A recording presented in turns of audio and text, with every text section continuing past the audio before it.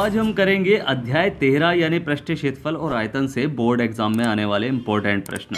इससे पहले हमने आपके सिलेबस में यानी मैथ के सिलेबस में जितने भी चैप्टर हैं उन सभी के बोर्ड एग्जाम में आने वाले इंपॉर्टेंट प्रश्नों को कैसे सॉल्व करना है ये हमने अच्छे से सीख लिया है। ठीक है, तो जिन्होंने हमारी उन वीडियो को अभी तक नहीं देखा है वो हमारी प्लेलिस्ट से उन वीडियो को जाकर देख सकते हैं, या फिर मैंने उन वीडियो की लिंक डिस्क्रिप्शन बॉक्स में भी दी हुई है, आप वहाँ जाकर भी उन वीडियो को देख सकते हैं। और चैनल को सब्सक्राइब करना बिल्कुल ना भूलिएगा, नीचे सब्सक्राइब बटन दिया हुआ ना, तो सब्सक्राइब का जो बटन है उस पर टच करें और साथ ही साथ बेल आइकन को ऑल पर सेट कर ले ताकि आपको आने वाले लेटेस्ट वीडियो की नोटिफिकेशन मिलती रहे।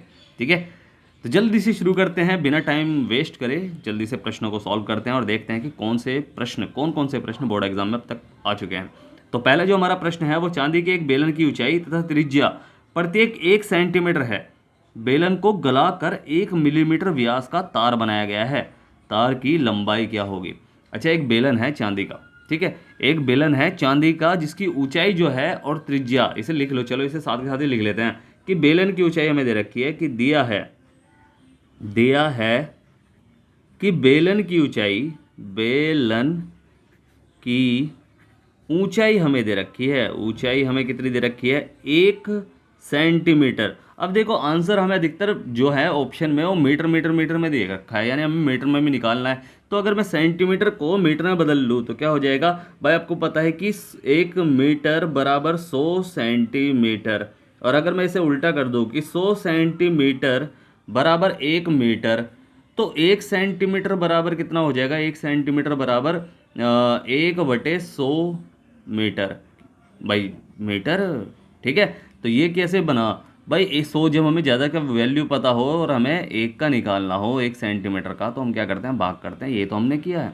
तो बस हमें क्या पता चला कि 1/100 मीटर, ये हमने बेलन की ऊंचाई याद कर ली। अब आपको पता है कि बेलन की ऊंचाई और त्रिज्या दोनों 1 सेंटीमीटर की है, तो उसकी त्रिज्या भी क्या हो जाएगी कि बेलन की जो त्रिज्या वो भी 1 सेंटीमीटर है, यानी मीटर में अगर इसे बताऊं कि 1/100 मीटर ये भी है। और हमें एक और चीज़ दे रखी है, ये तार का जो व्यास है वो 1 मिलीमीटर व्यास है। ठीक है, इसे भी लिख लो साथ, याद ही कि तार का, या फिर मैं कहूँ कि जो भी है गलाकर बनाए गए तार का जो व्यास है वो कितना दे रखा है? व्यास हमें दे रखा है 1 मिलीमीटर, यानी मिलीमीटर mm दे रखा है हमें। अब 1 मिलीमीटर को आपको पता है कि क्या है कि 1 सेंटीमीटर बराबर 10 मिलीमीटर होते हैं भाई। 1 सेंटीमीटर में 10 मिलीमीटर होते हैं, और ये उल्टा है, हमें मिलीमीटर निकालना है, तो 10 मिलीमीटर बराबर 1 सेंटीमीटर होता है। तो 1 मिलीमीटर बराबर 1/10 सेंटीमीटर होगा। ठीक है, यानी अगर इसे सेंटीमीटर में बदलूँ तो 1/10 सेंटीमीटर हो गया ये।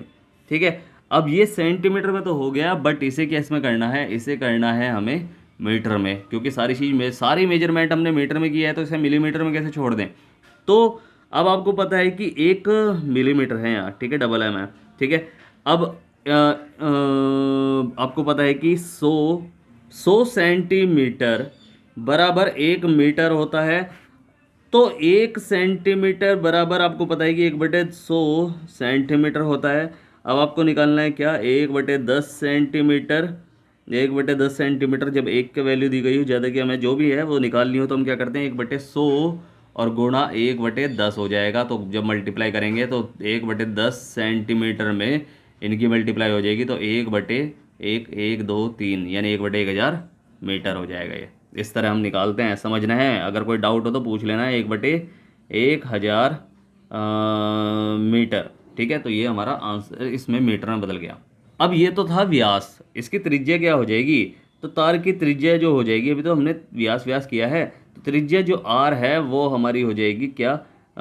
ये हो जाएगी 1/1000, और बटे में इसके 2 ही रहेगा, तो यानी यहाँ बटे में एक और 2 हो जाएगा ना, कि एक व्यास त्रिज्या जो है व्यास का आधा होता है, तो व्यास का आधा यहाँ 2 कर दिया हमने, और क्या करा?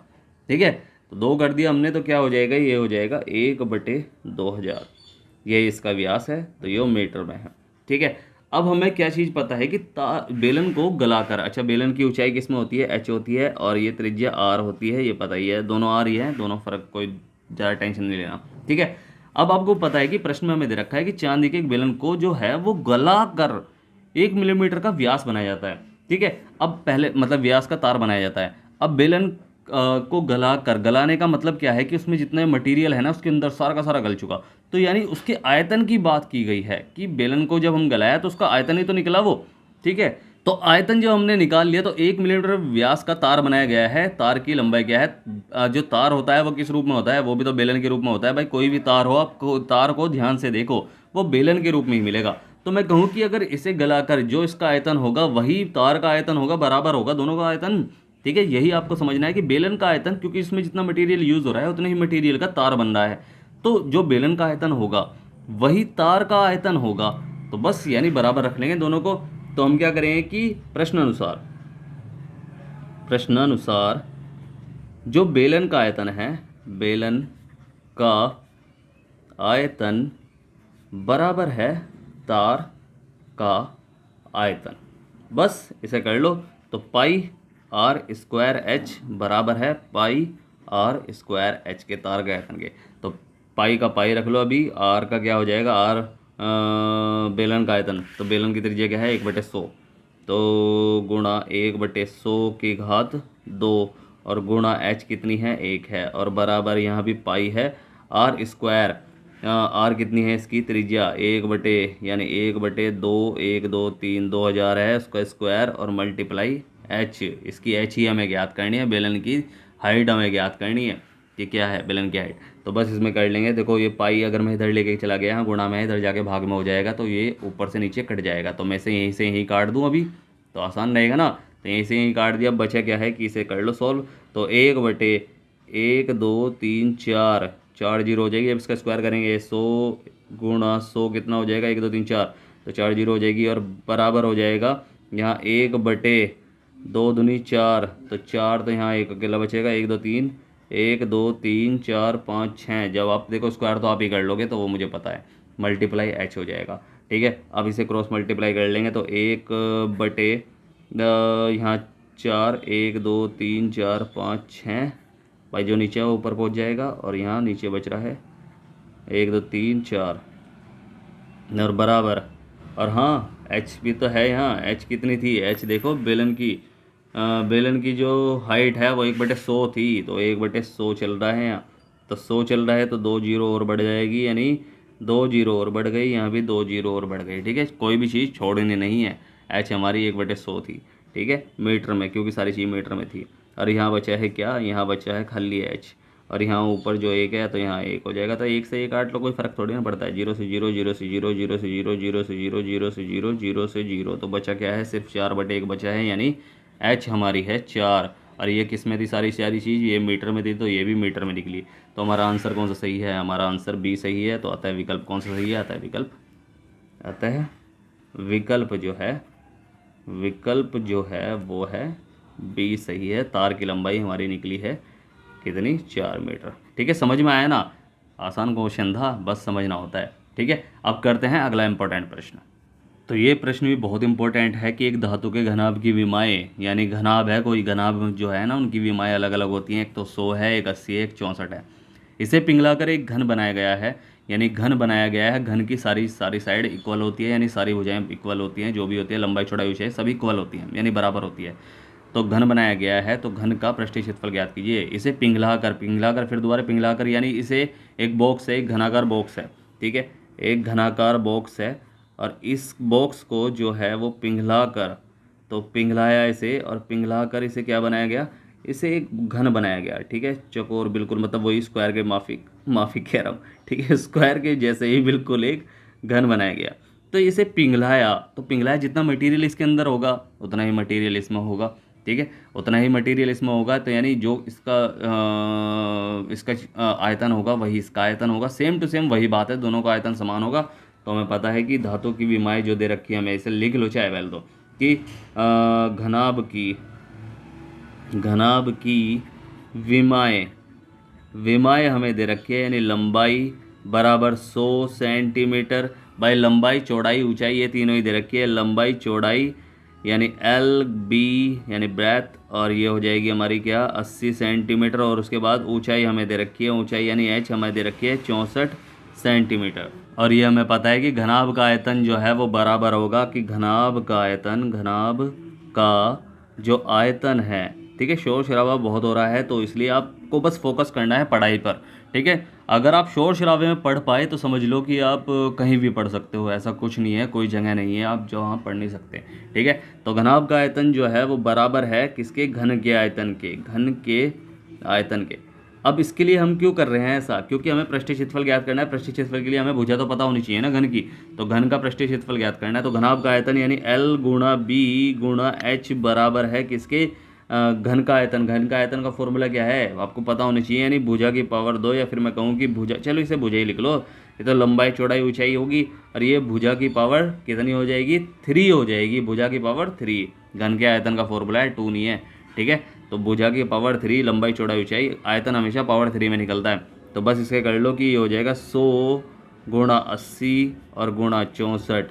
जब इन तीनों की हम मल्टीप्लाई करेंगे ना, तो चाहे आप करके देख लेना, तो आंसर जो आएगा ना हमारा, आंसर आएगा इसका 512, यानी भुजा की पावर जो हो जाएगी 3 वो हो जाएगी 512। 64 की 8 में मल्टीप्लाई करके 512 आएगा, और 1 2 3 जीरो अलग से, कि 1 2 3 जीरो अलग से हो जाएगी। ठीक है, यही आपको समझना है। तो बस इसमें क्या करेंगे कि ये हो जाएगा, भुजा यहाँ के लिए रह जाएगी, और भुजा का इधर जो पावर 3 है ना, तो इधर बन जाएगा घनमूल, यानी यहाँ 3 लग जाएगा, तो 3 3 जोड़े बनाने हैं इसके, तो 3 3 जोड़े जो बनेंगे ना, वो बनेगा इसका 80, 8 8 64, 64 512, और यहाँ 100 गुणा 100, 10 गुणा 10 गुणा 10, यानी 3 बार 10 की गुणा हो रही है, तो यानी 80 हो जाएगा, बराबर भुजा निकली है हमारी। अब भुजा जब हमारी 80 निकली है, तो हमें निकालना है क्या, कि घन की भुजा।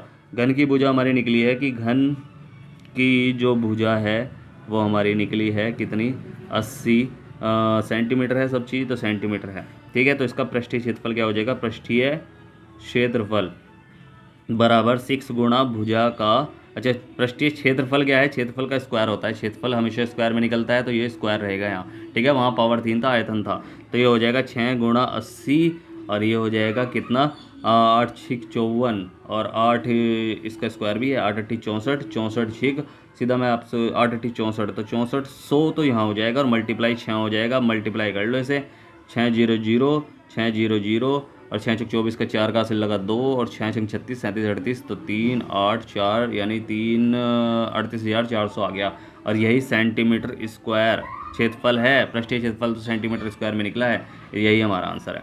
ठीक है, समझ में आया ना प्रश्न हमने कैसे किया। अब करते हैं अगला इंपॉर्टेंट प्रश्न। कोई भी डाउट हो, मैं अब भी कह रहा हूँ कि मुझसे पूछ लेना, मैंने नीचे डिस्क्रिप्शन में टेलीग्राम इंस्टाग्राम व्हाट्सएप तीनों की लिंक दी हुई है। ठीक है, अब करते हैं अगला प्रश्न।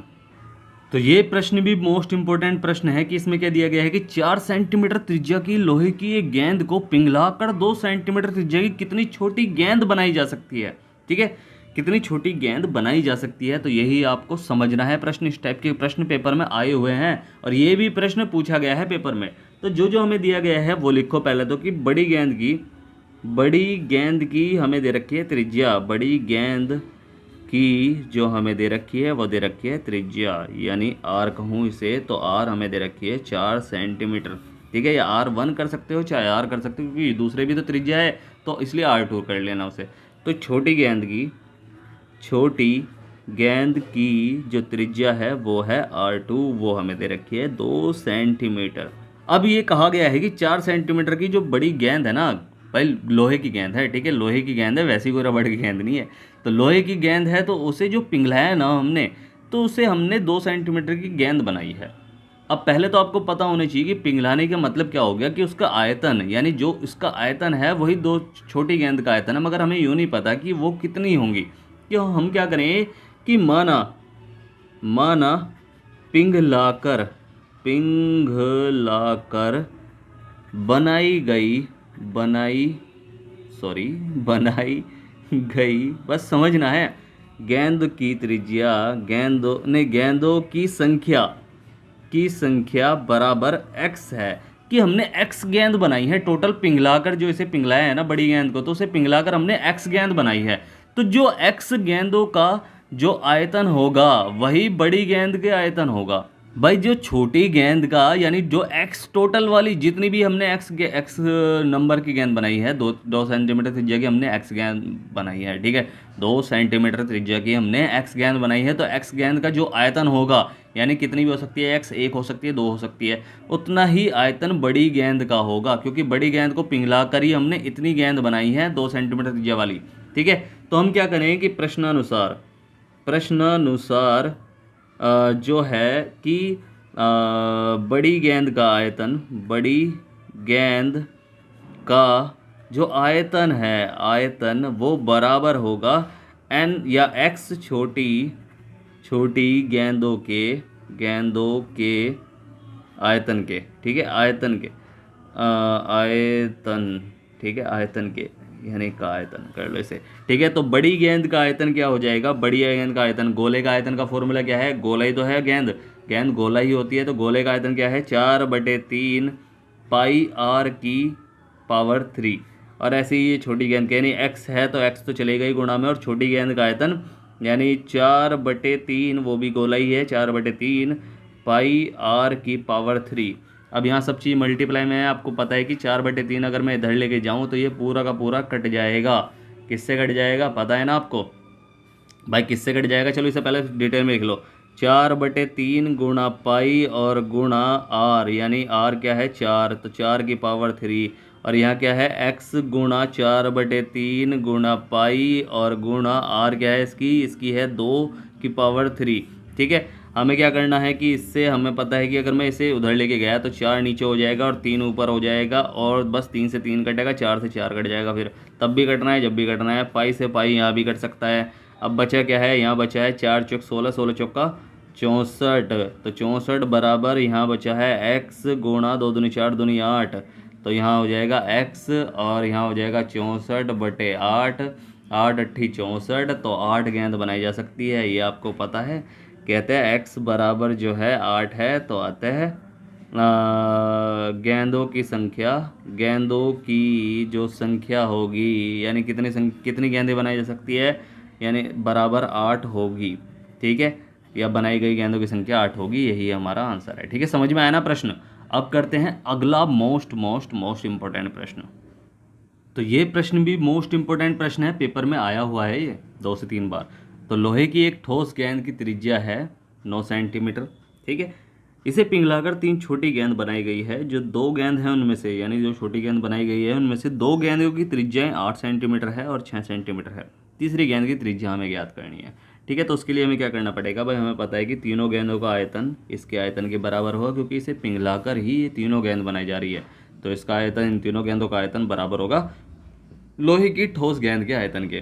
तो हमें पता है कि जो लोहे की ठोस गेंद यानी बड़ी गेंद की त्रिज्या, इसे भी लिख लो कि लोहे की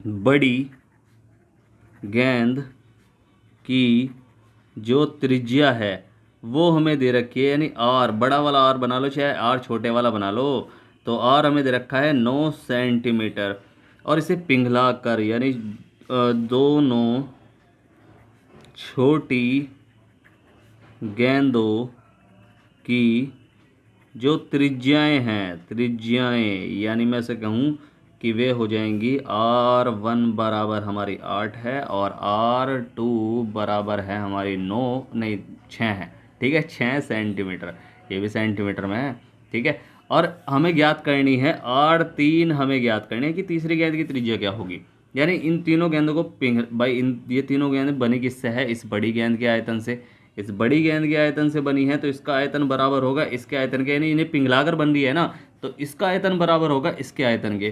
तो बस हमें पता है कि प्रश्नानुसार जो इनका आयतन होगा, या मैं सीधा इसे करना स्टार्ट कर दूं क्या, कि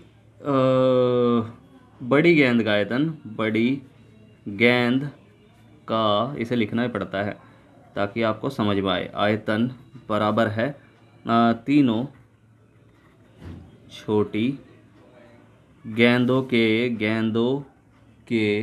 आयतन के, ठीक है। इसका का आयतन कर दो इसे, तो इसका आयतन के बराबर है, तो बड़ी गेंद का आयतन क्या है कि 4/3 पाई R की पावर 3, और बराबर है किसके, छोटी गेंद के, यानी पाई 4/3 पाई R1 की पावर 3 प्लस 4 यानी इन तीनों गेंदों के आयतन के जोड़ को अगर हम प्लस करें, यानी इन तीनों गेंदों के आयतन को अगर हम प्लस करें, वही आयतन इस बड़ी वाली गेंद का आयतन होगा, तो 4/3 पाई R2 की 3 प्लस 4/3 पाई r3 की पावर 3। तो बस हमें क्या करना है, 4/3 पाई r की 3 बराबर, यहाँ देखो इन सब में भाई इसे 9 की कर लो, 9 की पावर 3, ठीक है। तो इन सब में कॉमन क्या है, कॉमन एक तो ये है और एक ये है, यानी पाई 4/3 और पाई सब में कॉमन आ रहा है, बस आर सबकी चेंज है। तो 4/3 और पाई हमने कॉमन ले लिया, तो बचा क्या है, r1 की पावर 3 यानी r1 यानी 8 की पावर 3, ठीक है, 8 की पावर 3 प्लस यहाँ r2 की पावर यानी 6 की पावर 3 बचा है, और प्लस r3 यानी r3 की पावर 3 ये हमें ज्ञात करना है, ठीक है। अब ये 4/3 अगर मैं इधर लेके जाऊँ तो ये कट जाएगा, मैं इसे सीधा यहीं काट दूँ, ऊपर 4 है नीचे पहुँच जाएगा, या गुणा में 4 से 4 फिर भी कट जाएगा, फिर यहाँ 3 है ऊपर 3 गुणा पहुँच जाएगा, 3 से 3 कट जाएगा। ऐसे यहाँ पाई है तो पाई से भी पाई कट जाएगा, तो बचेगा क्या, जो बचा है वो लिख लो, 9 81, और इन्हें चलो खोल के लिख लो, 9 81 और 81 निम, ये हो जाएगा 729, 729, और बराबर यहाँ 8 अट्ठी 64, 64 अट्ठी 512 हो जाएगा, और प्लस 6 छंग 36, 36 छिंग 216 हो जाएगा, 216, और बराबर यहाँ क्या बचेगा, बस और तो कुछ नहीं है, इधर तो बराबर इधर है, ठीक है। और यहाँ बचा है प्लस r की पावर r की 3 की पावर 3, इसे जोड़ लो तो 2 729 बराबर 6 7 8, एक और एक 2, और 5 और 2 7, तो 7 आए। तो अब ये 728 प्लस r की 3 की पावर 3, तो r3 हमें याद करना है, तो ये हो जाएगा 729 माइनस 728 बराबर r3 की पावर 3। अब यहाँ एक आया और यहाँ बचा है r3 की पावर 3 को मैं इधर लेके चले जाऊँ, यहाँ 3 में, अब आपको पता है एक ही कम एक ही कम एक, यहाँ जब भी एक ही आना है तो r3 हमारी क्या निकली है, एक निकली है।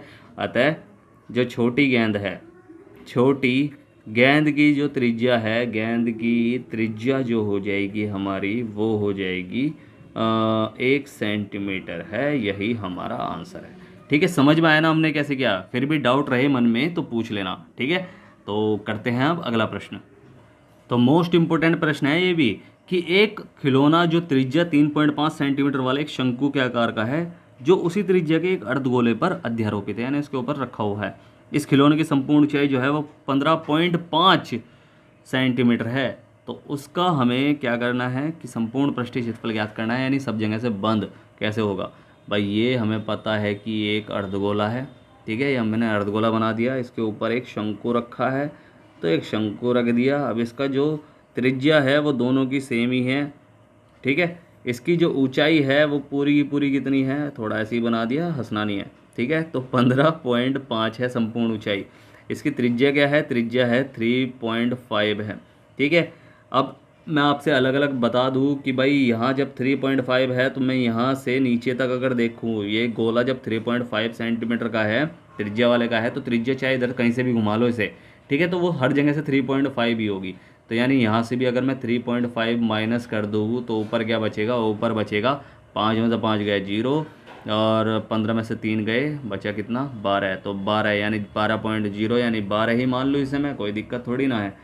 अब जो शंकु का भाई, इसका सिंपल सी बात है, इस पूरी आकृति का हमें क्या ज्ञात करना है, हमें पृष्ठीय क्षेत्रफल ज्ञात करना है, ठीक है। पृष्ठीय क्षेत्रफल कौन सा, वो भी आपको पता होना चाहिए भाई। संपूर्ण, संपूर्ण का मतलब है कि कहीं से खुला नहीं रहना चाहिए, सब जगह से बंद होना चाहिए भाई। सब जगह से बंद का क्या मतलब है कि शंकु का अगर मैं वक्र पृष्ठ निकाल लूँ तो वक्र पृष्ठ नीचे से खुला होगा, यानी बिल्कुल नीचे से खुला होगा, और ऐसे ही गोले का वक्र पृष्ठ निकाल लो, गोले का वक्र पृष्ठ का मतलब है कि वो भी खुला होगा, ऊपर से ढक्कन उसका, ठीक है। तो बस उन दोनों को हमने जोड़ दिया, अगर इन दोनों को हमने जोड़ दिया तो बस वो सारी जगह से बंद ही तो हो गया। तो यानी दोनों के वक्र पृष्ठ को अगर हम प्लस कर लें तो हमें संपूर्ण पृष्ठ ज्ञात हो जाएगा इस पूरे खिलौने का, ठीक है। यही आपको समझना है। तो बस इसे लिख लो कि हमें दिया है शंकु के आधार की त्रिज्या, एक खिलौने में शंकु के, बिल्कुल शंकु के आधार की त्रिज्या दे रखी है, हमें त्रिज्या दे रखी है 3.5 सेंटीमीटर, ठीक है। ऐसे ही बेलन के भी आधार की त्रिज्या, लो पहले शंकु की ऊंचाई लिख लो। शंकु की जो ऊंचाई है वो क्या हो जाएगी, वो ऊंचाई जो हो जाएगी खाली शंकु की, कि संपूर्ण ऊंचाई यानी 15.5 में से अगर अर्धगोले की ऊंचाई यानी 3.5 माइनस कर दें तो हमें निकलेगी यानी 12 सेंटीमीटर हमारी निकली है। अब ये तो शंकु का हो गया, शंकु की ऊंचाई हो गई यानी एच हो गई, और ये हो गई आर, ठीक है, यानी इसकी ऊंचाई यहाँ से यहाँ तक की 12 है, ठीक है। और हमें क्या करना है फिर, अर्धगोला, अर्धगोले की जो त्रिज्या है वो दोनों समान ही है इसकी त्रिज्या के, तो त्रिज्या कितनी है इसकी भी, आर है 3.5 सेंटीमीटर, ठीक है। अब हमें क्या करना है, हमें दोनों का वक्रपृष्ठ ज्ञात करना है। हमने बताया ना कैसे क्यों ज्ञात करना है वक्रपृष्ठ, ठीक है, तो समझ गए ना, अगर नहीं समझ पाए तो पूछ लेना मेरे से, ठीक है। तो वक्रपृष्ठ ज्ञात करना है। अब शंकु के वक्रपृष्ठ का जो फॉर्मूला होता है वो पाई आर एल होता है। भाई आर तो ये है, एच ये है, एल ये है, एल हमें नहीं पता, एल नहीं पता हमें, ठीक है, एल नहीं पता हमें बिल्कुल भी, तो इसे एल कैसे याद करेंगे कि इसका एक फॉर्मूला है, त्रिज्या ऊंचाई का। यहाँ पाइथागोरस प्रमेय लग रही है, एक समकोण त्रिभुज का बन रहा है ये, ठीक है। तो शंकु की त्रिज्या ऊंचाई का फॉर्मूला होता है, वैसे तो ये लिख लेंगे सब, शंकु की त्रिज्या ऊंचाई, त्रिज्या ऊंचाई जो होगी यानी एल बराबर under root H square plus R square, सीधा ऐसे याद कर लो। तो एल बराबर अंडर रूट एच हमारी क्या है, एच हमारी 12 है, तो 12 का स्क्वायर प्लस आर हमारी 3.5 है, उसका स्क्वायर हो जाएगा। अब एल यानी एल बराबर 12 12 होता है 144 और प्लस 35 यानी 3.5.3, मतलब इसकी मल्टीप्लाई करेंगे 2 बार तो आएगा 12.25, ठीक है। तो 12.25 आएगा, जब इन दोनों को प्लस करेंगे हम तो एल बराबर हमारा आएगा 156.25, ठीक है। ये अंडर रूट में चल रहा है अभी। अब जब इसका वर्गमूल ज्ञात करेंगे, बटे में 100 लगा के ऐसे ही कर लो, बटे में 100 लगाना, फिर 100 का भी वर्गमूल और इसका भी वर्गमूल, तो फिर बाहर एंड में जब वर्गमूल हट जाए तो तब पॉइंट बना लो उसे वापस। तो ये हो जाएगा एल बराबर 12.5 सेंटीमीटर, यानी हमारी एल निकल गई है। अब सीधा मैं कर रहा हूँ कि खिलौने का संपूर्ण पृष्ठ बराबर शंकु का वक्रपृष्ठ, शंकु का वक्र पृष्ठ और प्लस अर्धगोले का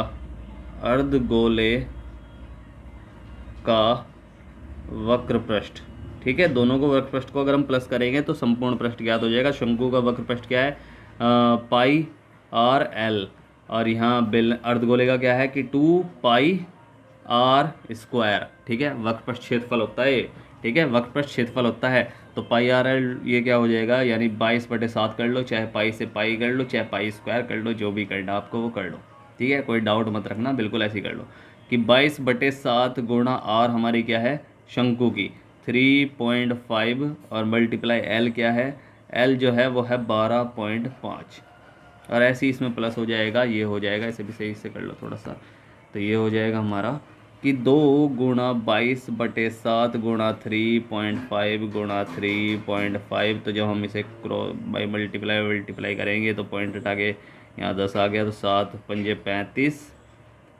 35 और 5 दूनी 10 और 2 से कटेगा 2 एकम 2 2 एकम 2, ऐसे ही फिर इसकी मल्टीप्लाई करने के बाद जो आंसर आएगा ना हमारा, मैं सीधा आपको आंसर बता रहा हूँ, इसका आंसर आएगा 137.5 सेंटीमीटर स्क्वायर, ठीक है।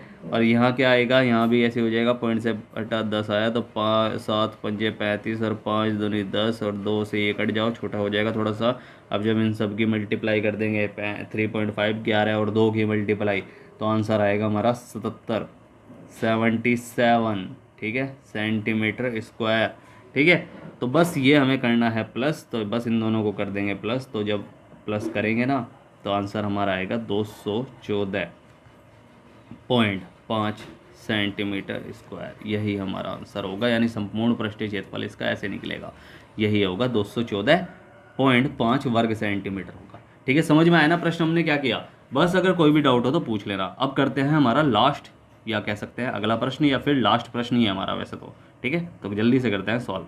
तो ये हमारा लास्ट प्रश्न है और मोस्ट इंपोर्टेंट प्रश्न है कि एक ठोस धातु के बेलन के दोनों सिरों पर अर्धगोले लगे हुए हैं। ठोस की कुल ऊंचाई जो है वो 19 सेंटीमीटर है और बेलन का व्यास जो है वो 7 सेंटीमीटर है। ठोस का भार ज्ञात कीजिए। यदि 1 सेंटीमीटर की पावर 3 का मान जो है वो 4.5 ग्राम हो ठीक है। तो यानी हमें इसका भार ज्ञात करना है, यानी भार ज्ञात करना है तो यानी इसका पहले आयतन ज्ञात करना पड़ेगा, आयतन को हम फिर भार में कन्वर्ट कर लेंगे, ठीक है। यही होता है, पहले आयतन ज्ञात करना पड़ता है। तो आयतन ज्ञात करने के लिए हम क्या करेंगे कि हमें दे रखा है, देखो इसे थोड़ा समझ लो कि हमें जो दे रखा है ना, हमें दे रखा है एक बेलन दे रखा है, एक बड़ा सा बेलन है, उसके दोनों सिरों पर अर्धगोले लगे हुए हैं, ठीक है। दोनों सिरों पर अर्धगोले लगे हुए हैं। इस अर्धगोले का जो व्यास है वो बिल्कुल वही बेलन के व्यास के आसपास ही तो होगा, क्योंकि देखो मैं अगर आपसे कहूँ कि बेलन का व्यास जो हमें दे रखा है वो दे रखा है 7 सेंटीमीटर, यानी 7 सेंटीमीटर का व्यास दे रखा है, तो 7 सेंटीमीटर इधर से भी ये पूरा का पूरा होगा, इधर से भी ये पूरा का पूरा 7 सेंटीमीटर होगा।